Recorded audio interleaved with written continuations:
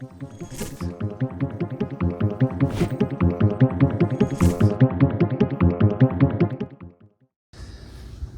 right, how's it going, knife nerds? So today we are taking a look at my Shirogorov F3NS. So this big bad mojo right here is a 8.75 inch overall length with a 3.75 inch blade of M390 steel, and it weighs 4.6 ounces. It is a liner lock with a titanium liners and carbon fiber scales. So on the aesthetic side of the knife, we have this beautiful, I guess it's a Zur blasted finish with a very lightly tumbled stonewash on it. It's quite an interesting stonewash, as there is not a randomized pattern like you would find on a traditional stonewash. This pattern is completely horizontal across the blade. And so interesting way to tumble a blade steel I've never seen before. That's a good indicator right there. You can see all of the scratch lines go vertical across the blade instead of being a random pattern like a traditional stonewash. So a very unique to Shirogorov type finish here. And I do believe they blast it first with an ultrafine Zur blast, and as you can see here, the jimping is a pretty good indicator of that blast pattern, and it's just gorgeous finish all around. We've got our traditional Shirogorov bear logo indicated here, and the M390 badge on the back side there. And then we have this blue carbon fiber, which is manufactured by Carbon Plate. From what I know about Carbon Plate, I believe they are a Russian carbon fiber manufacturer. And they have done a lot of really unique carbon fibers for both Shirogorov and Koenig knives, and their patterns are just all over the place and not found anywhere else. So Carbon Plate is some pretty exclusive stuff, and it is just epic. There are no voids in this carbon fiber anywhere. It is flawlessly, done. Just beautiful carbon fiber.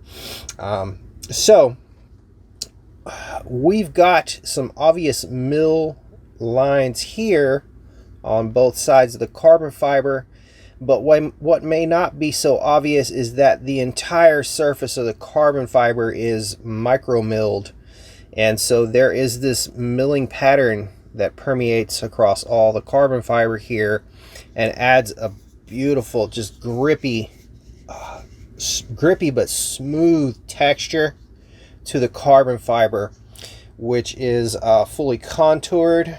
This is a totally contoured handle here, and yeah, beautiful carbon fiber. And then we have a full titanium back spacer and full milled titanium pocket clip, which are both anodized beautifully in blue. And we've got this hidden sort of lanyard loop back here on the end of the back spacer. And man, this pocket clip. So let me close this real quick. So the way the Shirogorov pocket clips work, the contact point for the end of the clip is only on that one side, as you can see there. So a very skinny contact point. And with all this open space out here, it makes it super easy to slide in and out of pocket, and it allows the clip to be really low profile but not bind up on your pocket. And so this is one of the better milled pocket clips on the market today. I've not really had anything better than this as far as pocket clips go. And so yeah, The liners are full titanium, and they are fully milled on the inside for weight reduction and obviously for aesthetics. Let me roll in a clip here real quick. I'm going to show a few things, what the liners look like inside, what the bearings look like inside, and the fact that I swapped white zirconium oxide ceramic bearings into this knife. Now, Shirogorov does not like ceramic bearings. I, however, do. I did go with the white zirconium 1.5 millimeter ceramic bearings in this knife because the white zirconium is a little bit softer than the typical black silicon nitride ceramic bearings that you see in most knives. So, you know, just to be a little safer, you know, with this really precision made knife, I went with those slightly softer ceramics. Plus, they look super freaking cool, obviously, as you can see in the bearing pockets here that, yeah, they just look epic. Anyways, did it make a performance difference? Probably not. It may be a hair smoother because the ceramic bearings are precision round, or they have rounder sphericity than most stainless steel bearings do. And so they may be a little, you know, a little bit rounder and a little bit more precision made than stainless steel bearings. Yeah. Anyways, back to the knife here. So, geez, man. So if we look up top here, we've got the jimped backspacer. We do have a recessed area here on the where the flipper tab goes, and I'm going to talk about that in a minute here. We've got the jimping on the spine of the blade, and this beautiful swedge that heads up the blade here. This jimping is not really a functional jimping in the respect that it adds traction, because it does not really add traction to this knife. Maybe if you really put a lot of pressure on it, it might add a little bit, but yeah, more of an aesthetic thing for looking at, and it is beautiful. Admittedly, this is some gorgeous jimping on the back of this blade here.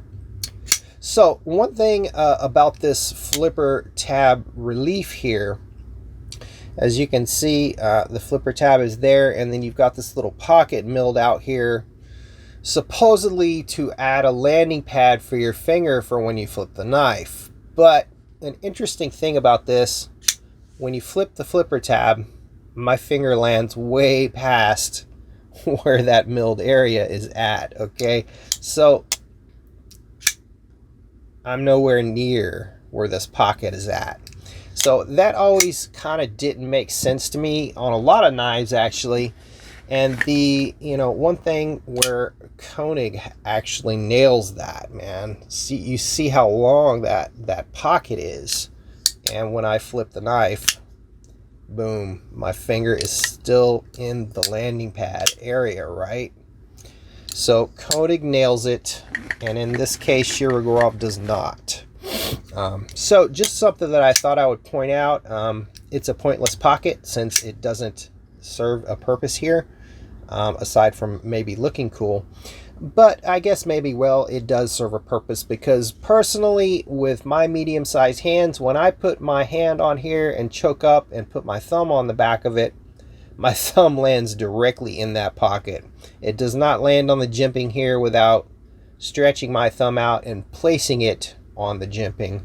My natural position for the knife is like this, and my thumb lands directly on that pocket. I do feel the pocket. It does feel pretty good. And so, I don't know, maybe that was the purpose of putting that there. But, you know, traditionally, the reason that pocket is there is for a smooth place for your finger to land, which it doesn't happen here. I land just beyond it with my finger. Either if I light switch it or even push button it, if I push button it, I actually kind of land right on the end of it, which means even more corners there. But yeah. Just a minor little thing, not really a gripe, but thought I would point it out. Man, this knife, guys, I I love my Koenig Arius, and I don't think many things fall into the same bracket with the Koenig Arius. Maybe some higher end custom knives that I just can't afford to, but as far as production knives, it's hard to talk about high end production knives and not have Shirogorov come up. And you know, the reason why is because they are so precision built. The machining is so amazing, and the aesthetics of these knives, it's all just a really, really good package for a production knife. However, you do pay for that quality. This is a $900 retail knife on Recon 1, okay? Yeah, I put emphasis on that because $900 is a fuckload of money to spend on a pocket knife.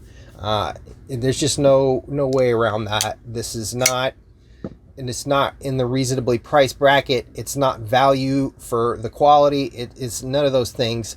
It's a very expensive knife, and you get quality here. Is it $900 worth of quality? That's up to you to determine. It's going to be up to the individual. Can I say I got what I paid for? Yes. It's definitely feels like a $900 pocket knife to me.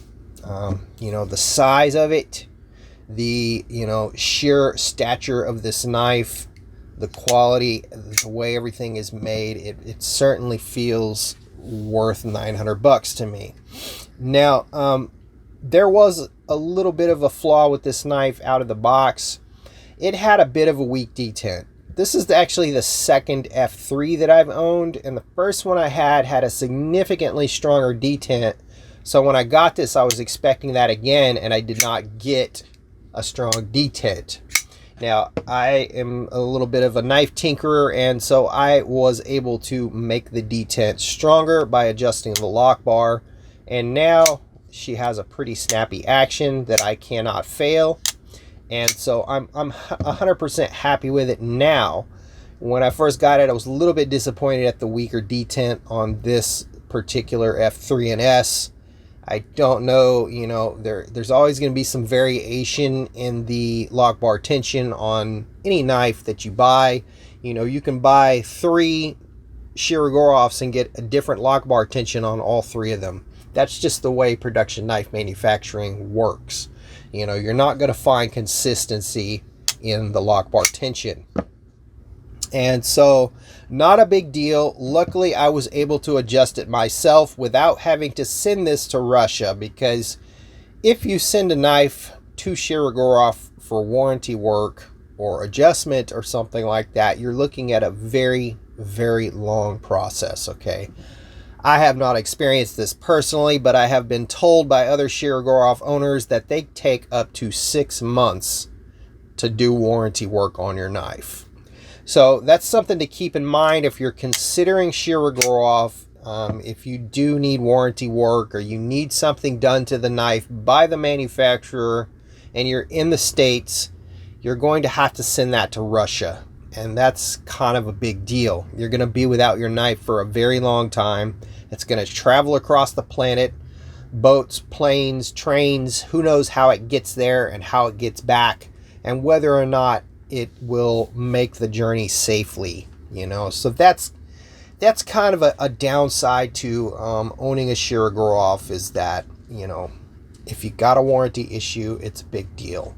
So luckily they're pretty good at making knives that hopefully don't have any warranty issues. And if they do have a warranty issue, their warranty is very good. They're going to take care of you, but it will be a major process to get the work done. That being said, man, let's talk action here for a minute, because now that I've got a good, you know, detent on this knife, this thing is freaking ridiculous. As far as flippers go, it just doesn't get any better than this. The way that, you know, that flipper tab is designed, the shape of it, the jimping, everything is perfect on the flipper tab. And when you hit that when you hit that flipper tab, it's going to deploy reliably and beautifully. And the action on the drop shut is just, it's like marbles rolling on glass. Okay, it's super duper smooth with those multi-row bearing systems. The MRBS, as you can see, which is indicated here, that says MRBS there inside the frame, if you can see that.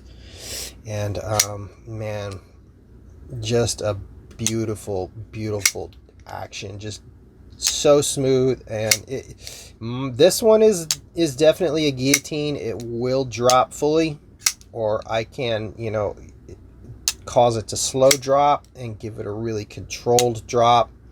I can play chicken with it, get my thumb out of the way before it drops, like so. And so that's kind of a fun thing. Man, what a knife, what a knife. I put this up there in a very close, you know, race with the Koenig Arius. Yeah.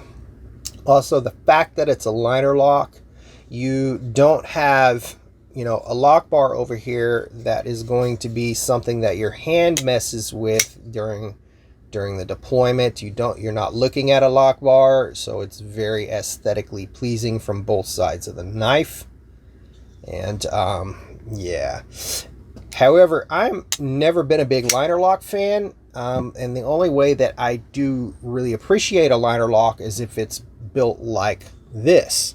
So we have these really, you know, thick titanium liners here, which basically makes it like a frame lock. I mean, it feels like a frame lock. It doesn't feel like I'm messing with some dinky little stainless steel liner here. This is a full thickness titanium with the, you know, beautifully milled thumb relief here, and it's just super comfortable. Everything is rounded and chamfered in here in the lock access area, and it is super easy to move that lock bar out of the way, and just comfortable as could be to disengage this lock. And so, what a freaking knife this is, guys. I've had only one F95, the Shirogorov F95, which would be similar to this but a frame lock version. I've only handled one of those, and it was a good one. It was an F95R19, I believe. I had it very briefly.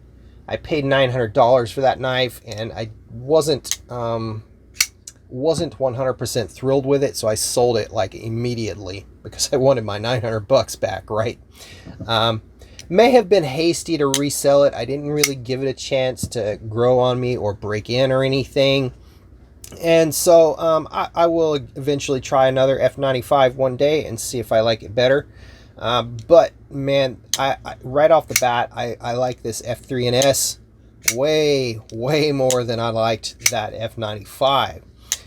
Just the way that this feels in hand, the contoured handle, the ergonomics of this knife are just beautiful. I mean, this thing is just made, absolutely made for your hand, you know. There is nothing, no hot spots. The clip feels good. Everything here is just epic ergonomics. Epic flipping action, beautiful finish work, beautiful materials. I just don't have a whole lot of cons about the F3NS. You know, maybe the proprietary hardware is a con, but that is a Shirogorov con. That's not a con that is exclusive to the F3NS. Every Shirogorov comes with this particular hardware, which you do need specific Shirogorov proprietary screws to work on this knife. Now, about the tools, you can get the Shirogorov pin tools, which is like a pin with bits built in. Those are really expensive. They're $300. Or you can get the Shirogorov driver tool, which has all 4 bits that will fit all, that will work for all of the production Shirogorov knives. But those drivers are insanely hard to get a hold of. They do not make enough of them to go around, and they're around $200 retail, but you just can't freaking get them. I tried, I waited and waited, and I was unable to acquire one. So what I ended up doing was getting these bits from Razor Edge Knives. Josh over at Razor Edge Knives makes these bits for Shirogorov knives. They are made to fit into any standard hex bit driver, and they are made out of titanium so that they are softer than the steel screws on the Shirogorovs, and they will not damage the Shirogorov screws. And so you need 3 bits to work for all Shirogorov knives if you get them from Razor Edge Knives. And they will require you to get these little steel set screws and install them in the back of the bits here in order for them to work in a magnet driver. So I've got my brand new Journey Tool Company Turos here, which is a whole nother review, but so in order for this to work, because this is just a magnetic driver, it doesn't have a spring catch system in here, you have to get those set screws, and then it will magnetize into the bit. And it's not really a super strong magnetic hold, but it does work. And so yeah. Now, the bits are a little bit long. I'm not trying to go into a whole different review here, but if I were Josh at Razor Edge Knives, if I were to suggest one thing, make these shorter so that they're not, super long. That'd be my only recommendation. Otherwise, the bits are pretty darn good, and they work perfectly well. I have disassembled 2 Shirogorovs with these bits, and I've been happy with them. And just sneak peek, there is my beautiful Turos kit from Journey Tool Company. Just an epic little tool kit that I just recently got on the last drop. Feel very lucky to have acquired one because they're quite difficult to get new. But yeah, man, Shirogorov F3NS, beautiful, beautiful knife. If you're thinking of checking out a Shirogorov, you want to spend big money on a really high-end production knife, I can highly, highly recommend the F3NS. And so that is it for today, guys. Look forward to more reviews coming in the future, and later.